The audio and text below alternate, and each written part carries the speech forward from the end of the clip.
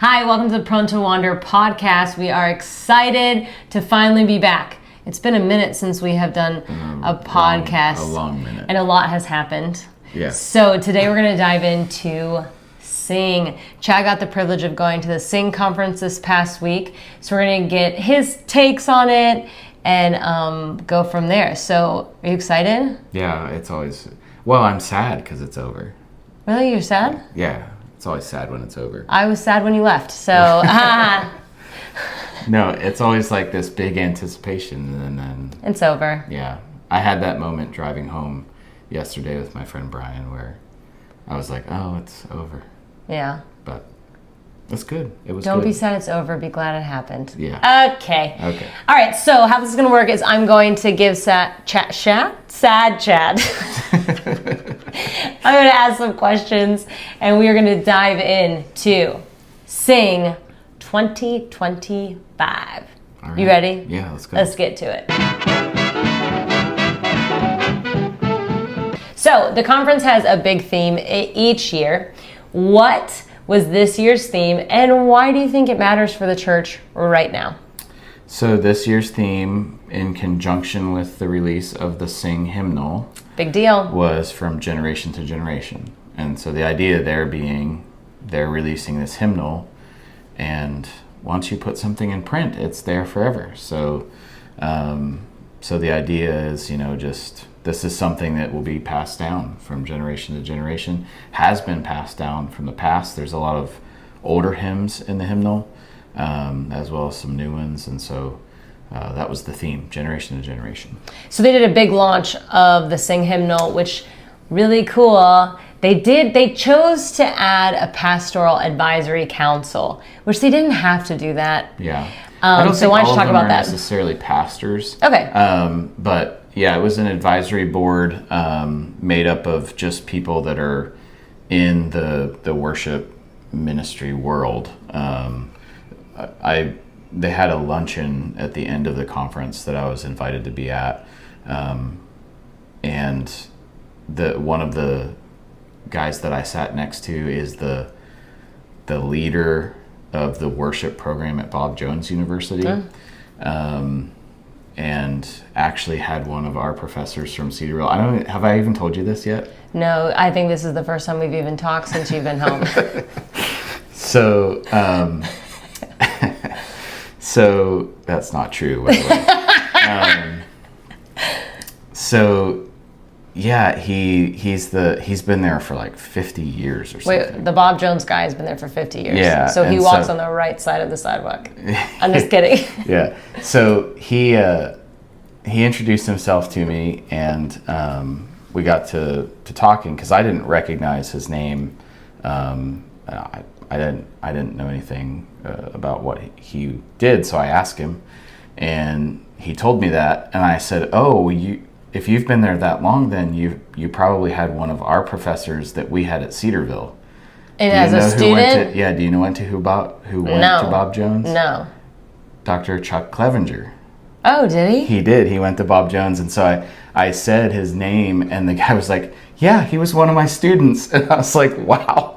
So it was pretty cool. I didn't know that. But Wow. yeah, he sat next to me at lunch. Clevenger's awesome. So, anyways, where were we going with that? We were talking about the advisory board. council. Thank you. Okay, Yeah. so so they invited a lot of different people to be a part of the advisory council, and basically it was just a sounding board, and like hey guys, we're thinking about doing this. What do you think? Hey, what are some of your favorite Christmas hymns that you'd like to see in the hymnal? Is there any songs that you would like to see reworked, especially older hymns, things like that? So, yeah, that was kind of what it was, and they just kind of leaned into us as a sounding board, so to speak. So It's just cool. They made it bigger than themselves, which is nice. They could have just, the Gettys are the Gettys. So like they could have just kept it their group of people, but they branched out, and I think it shows their heart to the local church, and that's the purpose behind it. So it's pretty cool. I think they were very realistic with that.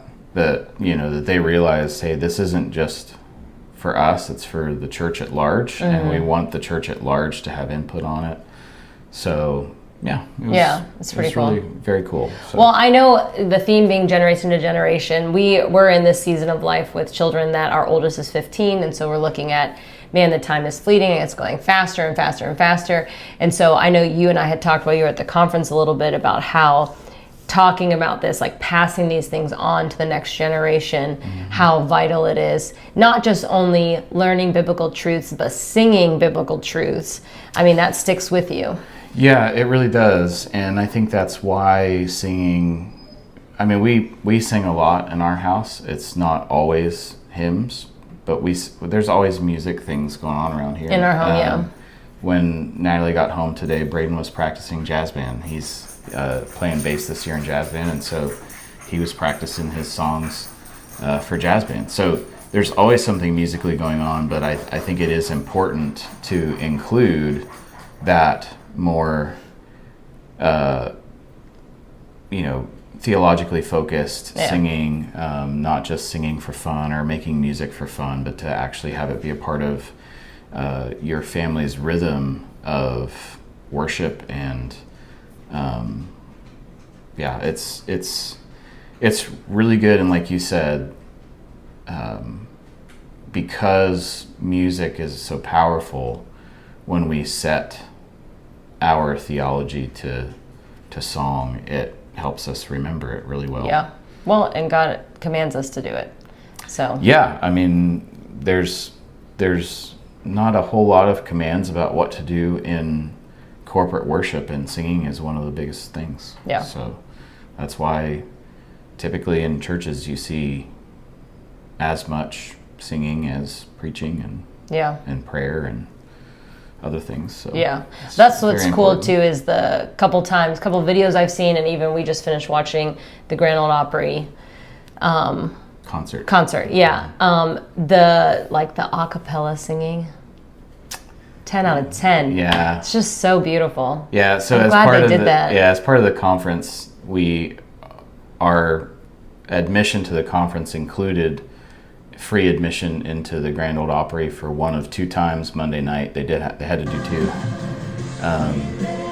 but my friends and I went to the 6 o'clock concert at the Grand Ole Opry, and it was pretty amazing to hear 4,000 voices singing a cappella in that room, especially given the fact that most of them are people who are extremely musical, if not worship pastors and music ministry leaders. And so that's awesome. Pretty awesome.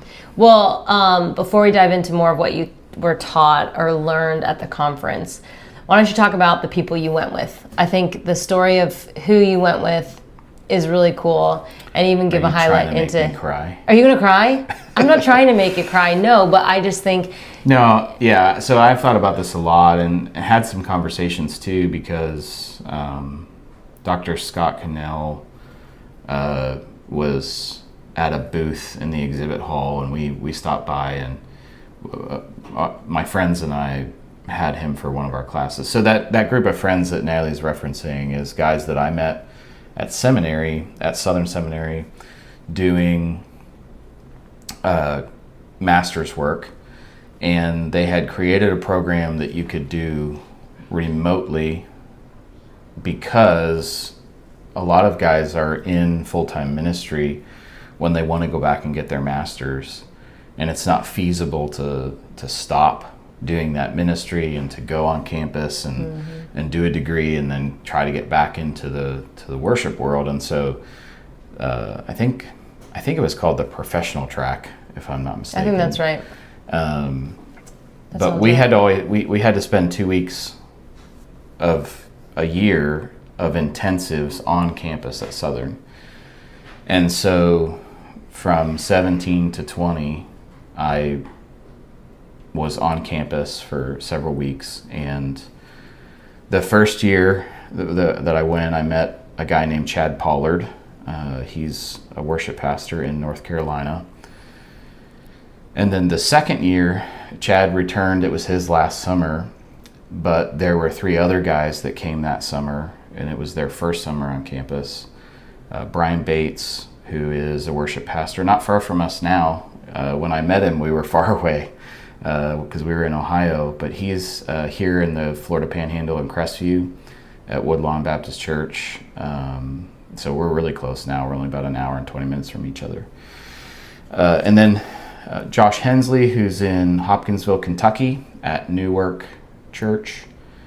Newark Fellowship? Newark Church? Yeah, Newark Fellowship. And it's not Newark as in Newark. It's New Work. New Work Fellowship. And so he's there. And then Brett Stanford is at First Baptist Church of Bolivar, Missouri. And what's really crazy is each of us really have kind of almost a different style of ministry that we're doing. But God really, kind of brought the five of us together. Chad hadn't been able to come the last couple of years. He tried to come last year, but he was able to come this year. So we hadn't seen him for quite some time. But just a great group of guys. Yep. They've walked, I posted this on Facebook. These guys have walked through, we've all walked with each other through some difficult things, but with our decision to leave Ohio and come down here, they were a huge part of that, just talking me through pros and cons and praying for us as we made that transition, praying for us as we went through some really hard things at the beginning of our ministry here. So really just great friends and brothers in arms. And so that is one of the highlights every year for me, because we just get an Airbnb and we stay down there together and have the evenings together and just kind of hang out the whole time while we're getting fed from the conference. Yeah, it's awesome. I love it. Okay, so out of all of the main sessions that you had, was there one that really stood out to you and gave you a clearer picture of biblical worship, or even promoted what you already believed to be biblical worship? Yeah, I think because of the nature of what we do as a church at our home church here, and the way that the Gettys and their writers are designing things and what they're teaching, I wouldn't necessarily say that there was anything new that I came away with, but definitely affirmation in what we're doing. I think is a really, it's important to have that, and it's, I think, just as valuable sometimes. I would say as far as the main sessions go, because the main sessions are really the big thing about the conference. They have breakouts, obviously. I think there's 4 different breakout sessions. But I would say that the main sessions are really the linchpin of the conference. And the last session, actually, Wednesday morning, I felt was really done well. So basically what they did with each of the sessions was they walked through the hymnal. And so the hymnal is broken down into sections. It's broken down in like the life of the church, the life of the believer, the life of Christ. It's broken down really well. And so the last session was the life of Christ. Then they started with Advent, obviously. So it was cool because we were singing Christmas songs and nobody was upset about it. That's against your rule. I know. It's different when it's hymns. Yeah, it is. But they walked through in the hymnal, and maybe we'll have to actually flesh this out a little bit some other time. But in the hymnal, in that section, they called them lessons. But basically they're readings that track through the life of Christ. And so they'd come up and they'd read the lesson, and then they'd read a passage of scripture, and then we'd sing a song. And they kind of did that rotating. And it was just really, really powerful, really well done. And so they went from Advent to Resurrection. And in the middle of that, they had a speaker come up, and he did a very good job of pointing us toward the crucifixion and getting us into that kind of Easter part of the life of Christ. And it was just very, very well done. Not that the other sessions weren't. All the other sessions were really good too, but that one in particular was really powerful to me. So, yeah. Nice. What about the breakouts? What was one that gave you some fresh insight into congregational singing or church music? So actually, my favorite breakout didn't really have to do with congregational singing at all. Okay. It had to do with the relationship between the pastor and the worship pastor. Yeah. Which is so important, and I think a lot of people don't realize how important that relationship is. Because you have the two guys that get the most face time with the church body, right? And when that relationship isn't good, everybody feels that. And so the people who led it were Matt Boswell and his worship pastor, David Ames. And then, I forget these other two guys' names, but they are at the church where Keith and Kristen Getty attend when they're in Nashville. And so that pastor and the guy that is overseeing worship there. And so the four of those guys just had a really good and frank discussion about what that looks like and how that relationship needs to play out. And it really made me thankful for where we're at now.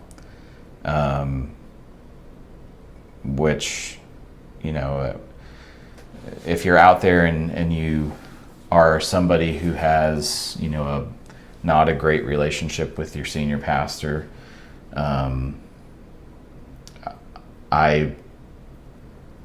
would encourage you to really work on that, and try to make that strong, because it is really important. But yeah, there was just some really good stuff, really good content in that session, some good questions. They left some time for a question and answer at the end, and there were some really good questions that were asked. And so, yeah, really, really well done session. So, yeah, it didn't really have to do with... No, but I mean, if that relationship is torn, how can you worship? I mean, that immediately shuts everything down. If there is a disconnect between the senior pastor and the worship pastor, you're not unified in Christ. Right. And I mean, Scripture speaks of that, and what your worship will be, and it's not. Right.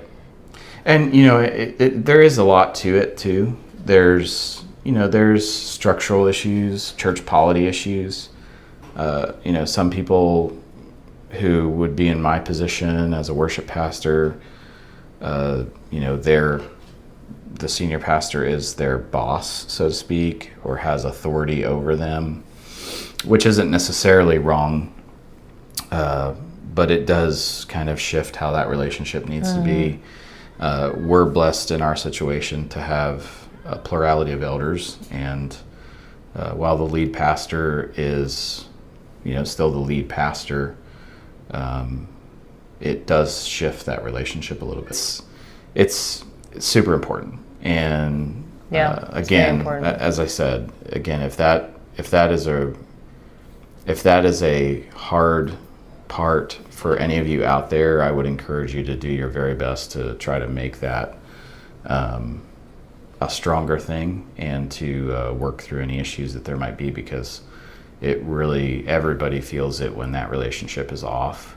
If you're butting heads with your lead pastor, it's very obvious to everybody, even though you think it might not be. It's very obvious to everybody. So that's awesome. Yeah.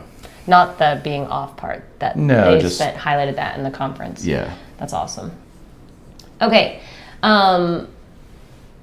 Okay, sometimes conferences challenge the way we do things back home. Was there anything that made you rethink the kind of songs we choose for church, or even within our home? We touched on that a little bit, but... Yeah, I think it definitely challenged, I think, me a little bit for our home life, a family life. I would like to definitely see us do a little bit more singing together in that fashion, just around the piano, or even letting our kids use the instruments they play and sit around and just play and sing together. a little bit more. And be more intentional. For us, it's Yes. more like fluid and as it happens. As it happens, it's not fine. a structured thing. Yeah, we're not. And, you know, I'm not trying to propose that, you know, there's a certain number of times that are appropriate for that. And even saying that for our family, like, but I think just being a little bit more intentional about like, hey, we have a night free. Let's not just waste it going our separate ways and being on devices and all that, and actually just come together and sit around and make that a little bit more part of our family rhythm. But I think for the church,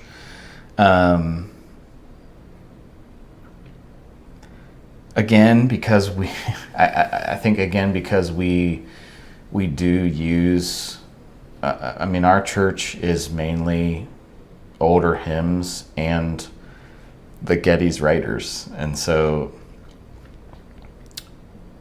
it is a thing where we're already using a lot of the songs that are not only in this hymnal but that we hear at this conference, and so I don't think that it necessarily changed anything. I think the one thing though that in regard to this question specifically about rethinking things is actually I think it gave me a desire to try to expand our use of older hymns. We do a number of older hymns, but I would like to expand that catalog to as much as possible. And I think probably the one thing connected with that I was challenged about in this conference specifically, you know, we use full band in our context because we have talented players, and I value them and I want to use them as much as possible. But I do think this challenged me to not feel tied to we've got to have full band on every song, and that we can do some creative things in order to break that down and kind of use some different instrumentation and pare back some instrumentation sometimes. And so I think we'll probably end up incorporating a little bit more of that than we have in the past, and try to expand that catalog of older hymns. Yeah, when you're talking about older hymns, I was thinking about, like, there's a whole generation of people that were raised in the church with this very trendy, modern music, and they don't know hymns unless they were revamped somehow. Yeah. You know, the traditional, like, Amazing Grace, people know, It Is Well With My Soul, How Great Thou Art. Like, everyone knows those songs. But the old songs, even the difference between, like, what we sang in the North versus what they sang in the South. Yeah. There's so many hymns that are, like, would just die with a generation. Yeah. If it's not let's go back. I think that's really interesting. It's really interesting to look at that because even, I mean, I'll say that even, you know, us being millennials, and most millennials have boomer parents. The boomer generation, even when they say hymns, they often mean gospel era songs. Yeah. They're not talking about even stuff that was written before 1850. Right. Most of what they were exposed to growing up was that 1850 and newer, and there's still some great songs that were written in those years, but they're mainly even meaning more of that kind of stuff of Fanny Crosby and those kind of gospel era songs. They're not even necessarily, when they say hymns, talking about Charles Wesley and Isaac Watts, and not that gospel era songs were bad, but I mean, you get back into Wesley and Watts and some of these other writers, and they get even deeper and more theologically rich even than Fanny Crosby and some things like that. Not to take away from Fanny Crosby, she wrote some great songs. But you still have to be choosy in what hymns you do. It doesn't mean, because it was in the 96 hymnal, that it's all good. There are some songs that are, not theologically correct that are in the hymnal, they have to be very careful, which is why them launching this hymnal is like, finally, we have a hymnal. Yes, and this was, I believe this was curated like probably no hymnal has ever been curated before. I'm not aware of any other hymnal that's been written in the last 100 years that they sought as much wisdom from other people on the curation of it as this one. I don't claim to know all of hymnal history, so there could have been other hymnals that did that. But yeah, when you said that, it reminds, every time we talk about like there are bad hymns out there, I'm reminded of the I come to the garden to pray. Okay. We just offended somebody. In the Garden's not a great congregational song. There, I said it. Anyway, the 70s hymnal, the Baptist hymnal, 70. What color was it? Was it the red one? Those were the ones where they had multiple colors. In the 70s, they started offering multiple colors so you could match it with your pew the carpet fabric or the carpet. Yeah. Anyways, there is a I forget what year it was written, 71 maybe. But the Baptist hymnal from the 70s included a song that was called God of Earth and Outer Space. Yes, yeah. And it literally had the word astronauts in it. And it was just very kind of New agey. Well, it was for written. The time. It was written in a time when, like, we had to be the first ones to the moon. And it was written from that perspective, and it's just very locked in that time, and it's very weird language. It's just not a timeless thing, and it never appeared in a hymnal after that. Yeah. So some songs are good that they die. Yeah, there are songs out there that are not good, and even hymns that have made it into hymnals in the past. And so, it's good to still filter those things, but we don't want to lose. I mean, even going back past the Reformation, there are songs from the first few centuries of the Christian church that at least the texts have survived, and we don't want to lose those things. Most of Protestant hymnody has existed since the Reformation. I mean, even Martin Luther contributed several very popular hymns during the Reformation.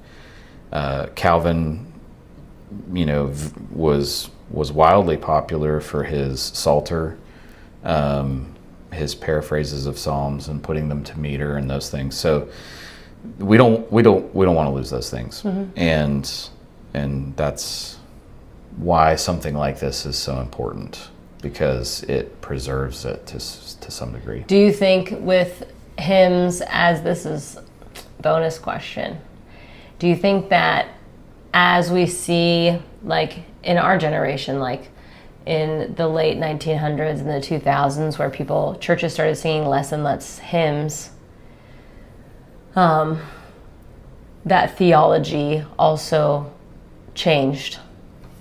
Yeah, I think there's a number of factors to that.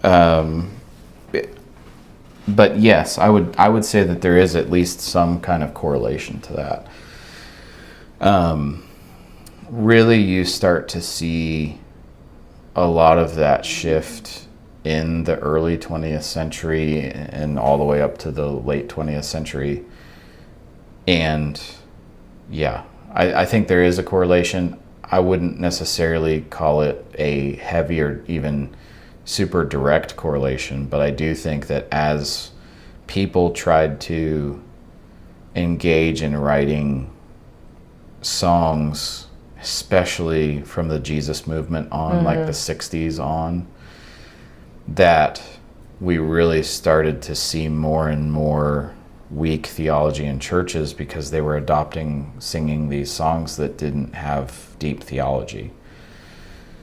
And again, this isn't a criticism of any particular age of church music, because there were good songs that came out of the 70s. There were good songs that came out of the 80s. There were good songs that came out of the 90s. But by and large, they were not deep songs. and theologically deep, so to speak. And yeah, I do think that there is a bit of a correlation between that, because you basically start to take the meat away from people in the singing, and if the preaching follows that, well, then they're just left drinking milk all the time, and there was, there's not any discipleship happening between the singing and the preaching, and you start to see a slide. Yeah. Also, I think, just real quickly, I think that trying to monetize and celebritize people who are doing church music has also had a big effect on that. That was one of the things that Matt Boswell said in a session that I attended, not the one between the pastor and worship pastor, but he did another session actually right after that, where he was talking about the liturgy of the church, and I can't remember his exact wording. I think I sent it I think we put it on. We put it on our stories, yeah. Stories, so you can check it out there. But the gist of the comment was that he really thinks it's a shame that we've tried to celebritize people who are doing church music, and I totally agree with him. The idea that somebody could be writing Christian music that they intend to be used in worship, and they're winning Grammy Awards, and not that those things are necessarily bad. In fact, I think maybe even the Gettys, I think maybe they did get nominated for a Grammy this year, but just that idea of trying to celebritize it is unfortunate, because it only makes that worse. And I'll say this to the credit of the Gettys and the writers that they work with. They're not untouchable. Every year at the end of the conference, they bring the musicians out and they do a little jam session in the foyer of the venue. And Matt Boswell and Matt Papa and Jordan Coughlin, like, these guys all go out there and they stand in the lobby and meet people. They stand there for an hour or more and just shake hands. And obviously this year a lot of people were taking their hymnal up and getting them to sign them, and but they're real people. They have to pay extra to do that. What? Talk with them.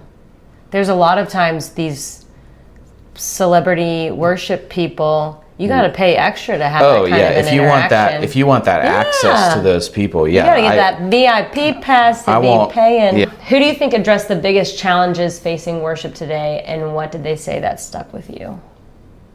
First off, what is the gentleman, Colin Buchanan? Colin Buchanan.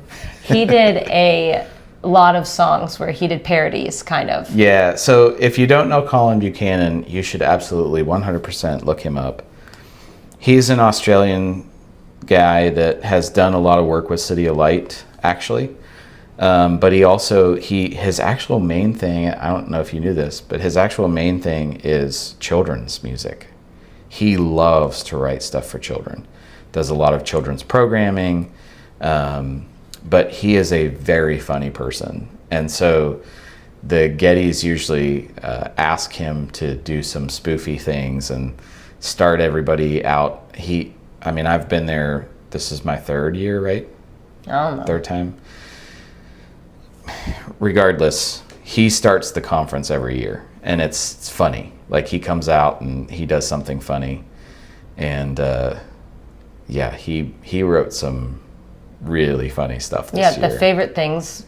Yeah, he took favorite things and he renamed it favorite hymns, and he was like, these are a few of my favorite hymns, and then he would name all these hymns. Goodness, that's funny. It was very funny, very well done. He's just a super funny guy. So shout out to Colin Buchanan. Check him out. It's worth it. There's somebody who addressed the biggest challenges. I think it was just really the theme of the whole conference, honestly. The whole idea of this year was to remind us that we need to be more focused on the long game, so to speak, and having things that are timeless and having things that will last through centuries more should God tarry. And so it was just really the whole theme of the thing was addressing, I think, a very big need in the church today, and that is theologically rich songs that are singable, that people can remember, and that they will be singing on their deathbed as they get close to seeing the Lord. Yeah. So. Well, I think they involve children a ton. There's a ton of things that Getty's partnerships, whatever, that they focus on children and the family. And I think a lot of times the lie that churches believe today, or that families believe who attend church, is that their children need to be entertained and they need to feel a certain way to be able to grab onto church, to be able to continue on. And we recently talked about this, and like whatever you bring people in, that's what you have to keep them with, including children. And at no point should we feel like things should be watered down just because they're children. They don't. They can be rich in theology. And scripture even proves that. Train up a child the way they should go, and it'll never depart from them. And putting it to music, I mean, I teach music to children every day, Monday through Friday, 7:05 to 2:35. Anyways, I'm just kidding. But I see tangibly just music that doesn't come alongside of theology, how that impacts a person, how it impacts a child. And to have that in addition to teaching theology with that medium is like, what? Why would we not do that? Not only because God commands us to, but because like it is powerful. Yeah. Well, and I didn't tell you this yet either, but... Yeah, we don't talk. keep saying that. The lunch that I went to Wednesday at the end of the conference, obviously it was to celebrate the hymnal and the advisory board and all that, but Keith asked for our feedback on the conference first. He wanted to get feedback on the conference. And one of the things that somebody stood up and said, or recommended, was that they consider doing even more things with kids. Because, and I've seen this over the last 3 years or how many years I've gone, every year there's been more and more kids at this conference. That attend, yeah. I mean, there wasn't a session where I didn't hear a baby. It's beautiful. It's the church. Yes, it's a great depiction of the church. And this person, I think, rightly made the recommendation that they consider doing even more things with children because there are so many children attending. And Keith really took that to heart. And I think he had maybe even already been thinking through that, because the way that he responded was kind of like, yeah, we've noticed that. And so I'm excited to see how they may expand that in the future. But they already do have a lot of focus. You know, Kristen in particular has made a lot of focus on children. She's written books for children, and I'll just say this, Elevation hasn't written any children's songs. But the people who are writing with the Gettys have. In fact, we use one of them at the church already, Jesus Calms the Storm. That's what I was thinking of. And we're about to introduce another one that is just as good, and actually Colin Buchanan helped with, called Jesus Strong and Kind. And so, you know, there's rightly a focus toward that, to at least to some degree, with the Sing Conference. And I think it's really a really good, strong focus and something that's important. Yeah. I want to talk about Jesus Calms the Storm real quick, because when you told me that we were going to be doing this children's song in our services, I kind of had a hard time with it. I really did. Like, kind of like, what are we doing? Like, I don't understand. Like we have family services at our church. It's not separated. I really had a bad attitude about it. And then I happened to be on the worship team the first Sunday we did it as a congregationally led song congregationally led, that's not the right word. Whatever, that the congregation was singing the song. It wasn't the kids were up there singing. This was, we are singing it as a church. And it was so impactful, and I can't hear that song the same, because as we're singing this song, not only is it like we're, as grown-ups, we feel like we just become so mature. We're little kids. Like, inside it was like a little 10-year-old, you know? But not only that, like, we're passing on to the next generation, and looking out at the congregation, I could just see baby after baby after baby being held by their fathers and their mothers, and these children holding their mom's, you know, arm, and just families. And like, it gives me chills thinking about it. And shame on me for ever thinking that was not valuable to do that. And man, it's just deeply impacted me. So when people are like, man, push the kids over there, whoa, the amount of wisdom we can learn from the child, and the amount of, like, just slow down and calm down, like, stop, like. Yeah, it's an often overlooked thing. And I mean, just recently, and this really, maybe I even did. No, I don't think that I mentioned this to you, but no, we don't talk. Recently, there was a church in our area, very close to us, that, you know, they write a lot of songs for their church, and they wanted to record a live album. And in a Facebook post, they literally said, children under 5th grade are not welcome in the room because they were recording. You had to be 6th grade and up to be in the room. And I was like, what in the world are you doing? You're excluding the next generation in the church. Purposefully. Not even just passively, oops, we forgot about them. You're purposefully excluding them and pushing them off to some other space in the building because what, you don't want a baby crying in the background? Which, I mean, I'm not a production expert. Life of a church. Right, like, I'm not a production expert, but I'm pretty sure you could get that scrubbed out. If it was that distracting and that much of a problem.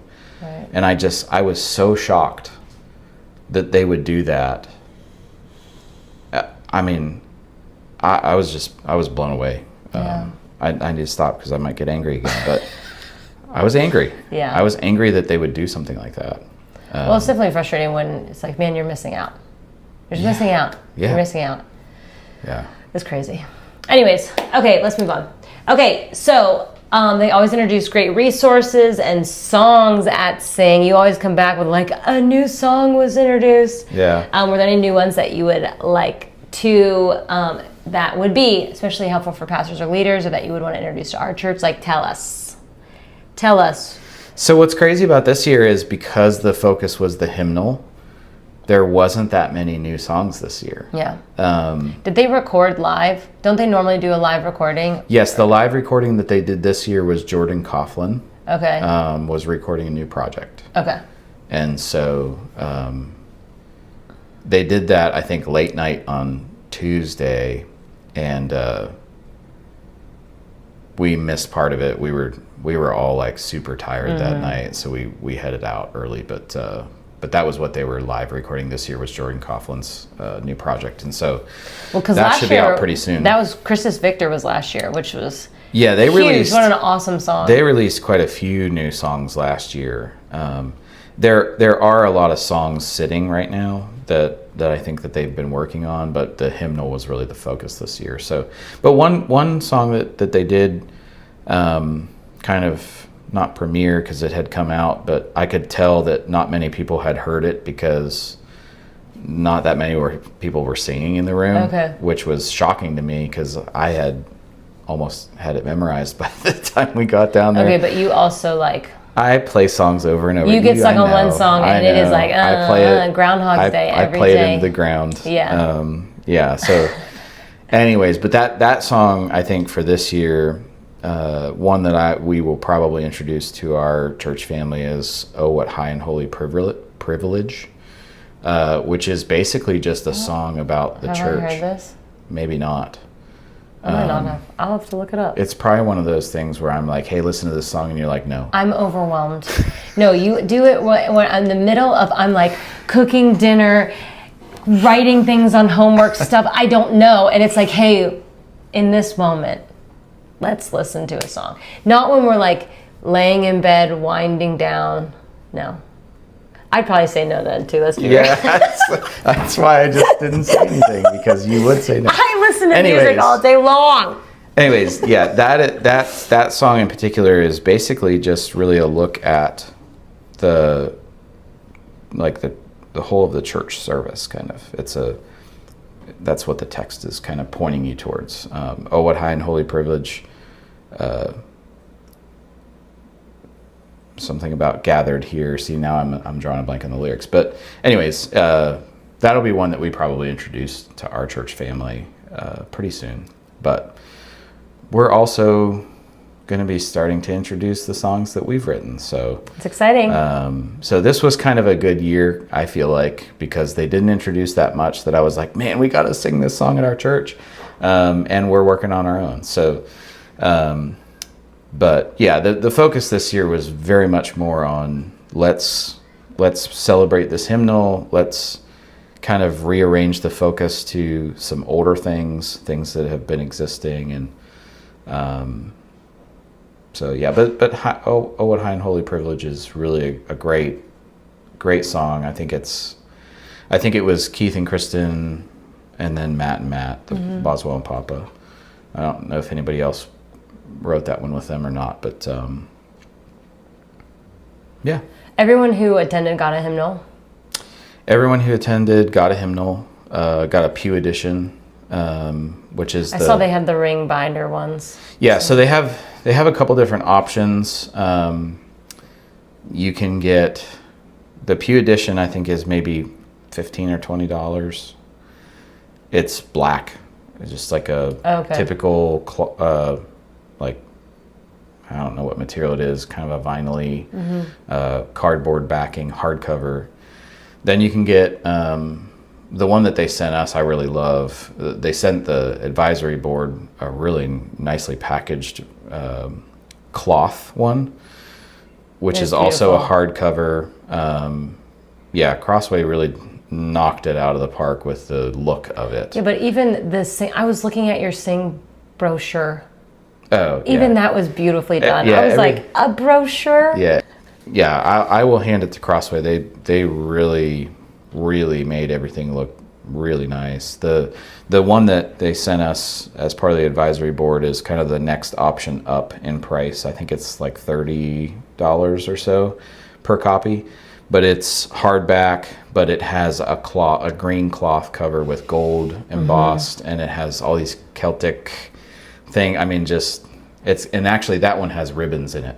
So if that's a great option, I'm going to encourage our church family to buy that one because of the ribbons, and it'll just be great for families to have.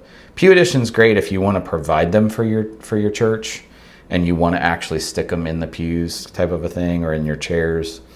But that cloth version, that green cloth version's really nice. Then they have hold on. If churches use the Sing hymnal, it goes back to turn in your hymnal to song number 99, 33. Is that what happens? Yeah, well, or do you just put it on the screen? So actually, what they did at the conference, they had a large LED wall at the back of the stage, and then on the sides of the stage they had a LED wall that curved inward towards the stage. It really looked amazing. But what they would do is they were putting, I don't know if you remember the actual hymnal page. Well, they were doing that too. Oh, okay. They were actually putting the music on the screen, like excerpts from the hymnal, which I think is a great idea if you want people to part sing specifically. But they were doing, if you remember these, you grew up in a Baptist church that had these. You remember the wood things they hang on the wall and slide hymns for today and then the numbers? Yes. They created a graphic like that, and every time they would pull up a song, that wood thing graphic was there with the number in it. Really? That's so funny. It was really funny. And it looked really nice, whoever designed the wood thing. That's so interesting. But Church history. They had it on the curved part of the wall, and then they had video on the flat part. And so it was just I was like, I like that idea. That's pretty cool. I think what I'd like to see for us to do is just allow this to be an option for people. Try to find out kind of roughly how many people want one.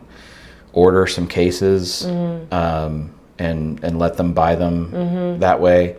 And then that's just their personal copy, and they can bring it back and forth like they do their Bible. And for us, it would probably look like putting those hymn numbers in the bulletin. Yeah, so we have our family does our family. It is our family. Our church does like a half sheet bulletin printout with notes, space for notes on the back, and then the order of service on the front. And so I would probably just include the hymn number next to the song in that. And then that way people who want to use the hymnal, they got it. Can. And they have the ribbons. They can mark them ahead of the service. They could. Wow. Yeah. 10 out of 10. They could. Okay, I interrupted you. So the pew version, the cloth version. Then the next one up is a True Tone, which a lot of your Bibles have like a True Tone cover, where it's like a softer fake leather. Yeah. But I still think that's a hard cover. I don't think it's like a flexible soft cover. It? I haven't touched it. Brian got one, but I didn't get to. I didn't get to have my hands on it. I'll have to ask Brian. Yeah. So they do have a lay flat, a spiral bound one that's meant for like sitting at the piano. You can open it up and it lays flat, and it won't. You don't have to bend it, and the pages stay flat. They have that, and then the cream of the crop that I'm probably going to ask my parents for Christmas. Oh, Hey. Mom and Dad, if you're watching, is a goat skin soft cover. Looks just like a Bible, but it is very expensive. They're going to be releasing a bunch of orchestrations. They're going to start with Christmas and Easter on orchestrations, and then they're going to keep going with orchestrations for everything. There'll be some digital resources that will be forthcoming. So it's not done by any means. This was just the launch of the print copy, and there's still some cool stuff coming. It's awesome. So yeah. All right. So if you had to sum it all up, I'm going off script. What is one thing? Never mind, I'm not. Okay, what's one central truth from the conference you'd want to bring back and encourage our church with 55 Bridges? Yeah, I think we've already hinted at that, and that's just the importance of not losing where we came from. And I think one of the best ways that I know to express that to our church family is just going to be to talk to them about this hymnal in particular, because I'm a little partial to it. But it really is the only hymnal in existence right now that includes so many of the newer hymns that have been written by the Gettys and their writers. Even "Oh, What High and Holy Privilege" is in the hymnal. Nice. They got it squeezed in at the last second before printing. And so, it'll be several months before we introduce any song that is mainstream that isn't in that hymnal. And so it's something that I can give, I can recommend to our people that has all the songs we sang at our church in it. At least majority of them. People are musical and they want to play those songs with their children or their families, they have the resource at their fingertips. They don't have to go on Google. They don't have to download a chord tab. Yeah, and the other thing too is if they're musical, I think one of the things that we've lost in going digital is part singing. if they're musical and they want to know, I don't know what to sing here as That's a part. how I learned harmony. Right. Was the hymnal. Was the hymnal, right. And so I think for those people who are musical, like, get that hymnal in your hands, and now you have a line to follow for the part you want to sing. Do, re, mi, fa, sol, la, ti, do. Yeah, very nice. Oh, thanks. So, yeah, those are the biggest things I think for this year. That's awesome. Yeah. I'm glad you had a good time. I'm glad you're able to go hang out with your buddies. It's just a good time of refreshment. I survived. I'm glad. Not without crying, but I survived. I'm glad that I have a wife who is able to hold down the fort while I'm gone. So. I needed a lot of help. It takes a whole village to replace you. You're a blessing. No, you're a blessing. Oh my gosh. Love. Love's a powerful thing. All right, guys. Well, I hope you enjoyed this take on Chad's perspective of Sing. Are you going back next year? Actually, I haven't talked to the guys about that. So you only go if the guys go? Well, no, I would go by myself too, but hi, my name's Natalie. I'm your wife. Yeah. You can invite me. Yeah. Okay. We have discussed trying to make it a trip that our whole family does at least once before our kids are out of the house, because it just really is so great and rich and refreshing and all that. But there is a conference coming up in Florida, actually, in April. Well, don't bring him up here. I mean, but he wants me. You're disturbing our podcast cat. He's the cat. He's like, the podcat. I'm just podcat. going to purr and look beautiful. He's the podcat. The podcat. Okay. Yeah, there's a conference coming up in Jacksonville, Florida, that actually is basically a lot of the... Oh, yeah. I was like, wait, I know about this. Yeah, it's an SBC conference. Who is the one leading it? Well, Dr. Cannell is the worship pastor at First Baptist Jacksonville, and he's kind of heading things up there. Okay. But it's going to have basically a lot of the same people that we saw at Sing this year. When is that? October? It's in April. Oh, April. We got time. Yeah, we got a little bit of time, but we talked about maybe Brian and I trying to check that one out, and that one is a lot more accessible for our church family. And that's one thing I think that is, it's not as feasible for our church family people to get up to Nashville. And this one's priced a little bit lower, and so we might check that one out. But Sing will always be on the table for me personally. They're just so closely aligned to what you're doing. Yeah. And it's nice to have people that you're unified with on your convictions of the liturgy of the church. And yeah, for sure. One of the cool things at that SBC one in April is they're doing a songwriting contest. Oh, yeah. Yeah, so... We wrote a song. We did. We did write a song. We did, and... We need to record it. We're going to start getting into production things now soon and tracking things, and so it might actually be kind of cool. It would be cool to submit one of our church's songs to the Stay songwriting tuned. contest. Never know. So stay tuned. Yeah. Okay. Well, this was fun. All right. Thank you guys for joining us. We've got to start getting into our reviews of songs.